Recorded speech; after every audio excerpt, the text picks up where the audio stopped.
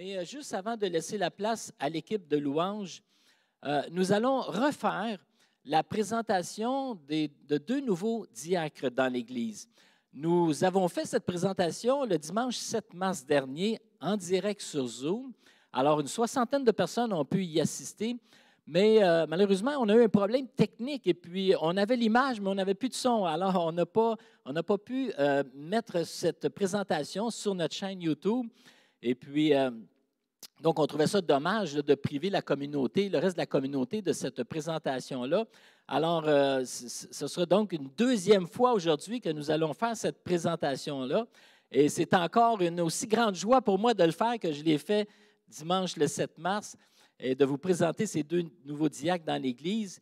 Et juste vous mentionner qu'en ces temps de pandémie exceptionnelle, le comité pastoral a opté pour une résolution plutôt qu'une assemblée générale. Donc, on a présenté les deux nouveaux diacres à l'ensemble du leadership d'une vingtaine de personnes donc, qui ont voté pour l'acceptation de cette nomination et ça a été accepté à l'unanimité.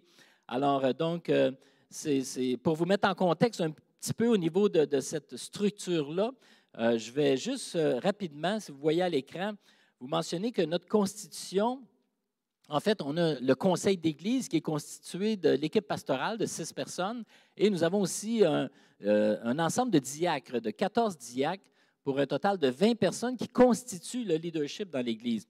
Nous serons maintenant 22 avec les deux nouveaux diacres. Et le mot diacre peut un petit peu parfois sembler faire peur, mais le mot diacre, c'est tout simplement, ça signifie serviteur. C'est le mot grec diakonos qui veut dire serviteur. C'est le service envers la communauté. Donc, être un leader, c'est d'être un serviteur, premièrement. Et c'est de mettre au service de la communauté les dons qui nous sont communiqués par grâce. Alors, dans la Constitution, vous voyez donc que l'office du diacre consiste à servir l'Église. Et puis, tous les membres sont appelés au service de Dieu et de l'être humain. Mais le diacre est désigné ou identifié pour un travail ou un service au sein de la congrégation locale. Et dans notre Constitution, on a deux catégories de diacres. Nous avons les diacres intendants et les diacres que nous appelons délégués. Les intendants, comme vous le voyez, c'est le conseil tout simplement d'intendance qui gère les aspects matériels de la communauté, alors que le diacre délégué, le conseil du diacre délégué, assiste l'équipe pastorale dans la direction spirituelle et le développement de la communauté. Alors, on reconnaît un diacre ou une diaconesse déléguée, on reconnaît les personnes qui ont des qualités humaines chrétiennes souhaitables pour une contribution dans la direction de la communauté. Et ce matin, c'est ma grande joie de vous présenter donc nos deux nouveaux diacres, en l'occurrence Olivier Akizimana et Nathalie Niyamoya. Donc, nous avons accueilli au sein du leadership il y a quelques semaines et que nous vous présentons à nouveau aujourd'hui. Alors, le 7 mars, on a applaudi en Zoom, mais là, présentement, on n'est pas en Zoom. Alors, applaudissez chez vous si vous voulez bien. On est bien content de les accueillir. Et il faut comprendre ici que quand on fait une reconnaissance diaconale, en fait, on dit qu'ils deviennent diacres, mais en fait, ils le sont déjà parce qu'on reconnaît une réalité. En réalité, ce sont déjà des serviteurs, des diacres dans l'Église d'une certaine façon. Et puis, Nathalie et Olivier ont démontré avec évidence toutes les caractéristiques de leaders au service de la communauté. Depuis leur intégration, et cela, ça fait déjà plus de 3 ans qu'ils sont parmi nous, que ce soit les qualités humaines, spirituelles, on a rapidement détecté en eux ces évidences dans la vie de l'Église. Nathalie et Olivier servent particulièrement au niveau du groupe des femmes, au niveau du groupe des hommes. Ils ont servi aussi au niveau du groupe Alpha, un groupe pour les nouveaux, une introduction pour les nouveaux à la vie chrétienne. Ils font également partie du groupe des enseignants-enseignantes de l'Église chrétienne de Rosemère, de l'ECR. Et Nathalie s'implique aussi au niveau de la présidence, comme vous avez pu le voir dans les dernières semaines. Et Olivier nous édifie grandement avec la composition de ces lettres désignées, des montages vidéo avec des textes de choc, des textes qui sont édifiants et très touchants sur différents sujets. Vous en avez sur notre chaîne YouTube et vous en recevez aussi régulièrement. Alors, sans plus tarder, je vais demander à la famille au complet, parce que Nathalie et Olivier constituent une famille avec 3 enfants, de venir se présenter ici en avant pour que vous puissiez les voir. Et puis, On respecte évidemment les mesures, comme vous pouvez le voir. Tout est désinfecté, ils ont leur micro, on est à distance. On aimerait bien les prendre dans nos bras, puis les féliciter, puis de se rapprocher, de se coller. Mais ça va venir, ça va venir. Il ne faut pas trop se décourager. Juste avant de leur laisser la parole, j'aimerais brièvement faire la lecture de quelques textes en introduction, justement, pour le diaconat. Et le premier, dans 1 Timothée 3, dit ceci: « Les diacres doivent être honnêtes, éloignés de la duplicité, des excès de vin, d'un gain sordide, conservant le mystère de la foi dans une conscience pure, qu'on les éprouve d'abord et qu'ils exercent ensuite leur ministère s'ils sont sans reproche. » Dans Romains 12, nous voyons ce texte: « Nous avons des dons différents selon la grâce qui nous a été accordée. » Finalement, dans 1 Corinthiens 12, il est dit: « Il y a toutes sortes de dons de la grâce, mais c'est le même esprit. Il y a toutes sortes de services, mais c'est le même Seigneur. Il y a toutes sortes d'activités, c'est le même Dieu, et c'est lui qui met tout cela en action chez tous. À chacun, l'Esprit se manifeste d'une façon particulière en vue du bien commun. » Bref, c'est sans aucune hésitation que nous vous présentons Nathalie et Olivier et que nous les accueillons au sein du leadership de l'ECR, de l'Église chrétienne de Rosemère. Alors, sans plus tarder, je vais leur laisser la parole pour quelques instants et ensuite on pourra prier pour eux. Merci encore une fois pour ce moment qui est très touchant pour notre famille, pour votre oui, pour votre gentillesse, comme le dit Evan. En tout cas, c'est très important pour nous de faire partie de cette église et de servir encore plus. Voilà, on est une petite famille de 5 personnes. Voici Clara qui est l'aînée, qui a 10 ans et demi. Il y a Maya qui a 8 ans et mon autre cher Evan qui a 5 ans.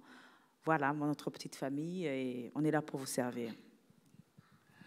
Bonjour à tous, ça fait plaisir, c'est vraiment un honneur et un grand privilège parce que depuis qu'on est arrivé ici à l'Église chrétienne de Rosemère, on a été accueillis comme non pas des étrangers, mais comme des gens de la famille. Alors ça nous a tellement touchés, tellement par la démonstration de cet amour de Dieu qui a accepté son prochain. Merci aussi de nous avoir fait confiance. C'est quelque chose qui touche, de reconnaître les dons que Dieu a déposés en nous et de pouvoir nous donner l'ouverture et l'espace et l'environnement convenable pour pouvoir les exprimer.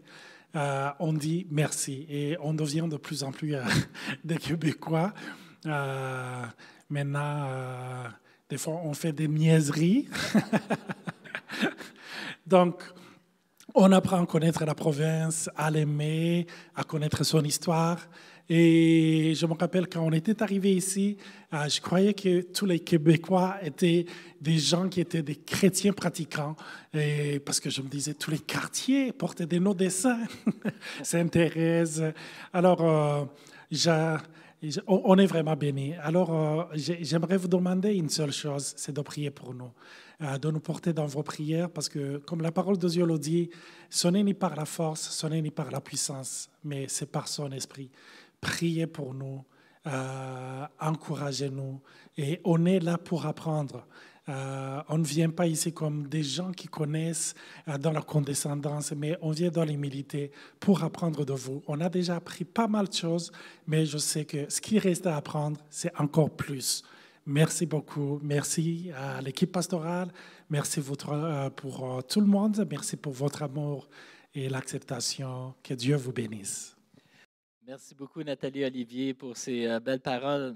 Alors, donc, on va prendre un moment pour prier pour eux. Et puis, on aimerait bien leur imposer les mains, mais on va le faire à distance. Et puis, donc, on l'a fait en Zoom la semaine dernière. On a invité les gens à simplement élever les mains pour prier pour eux. Alors, je vais terminer donc par la prière.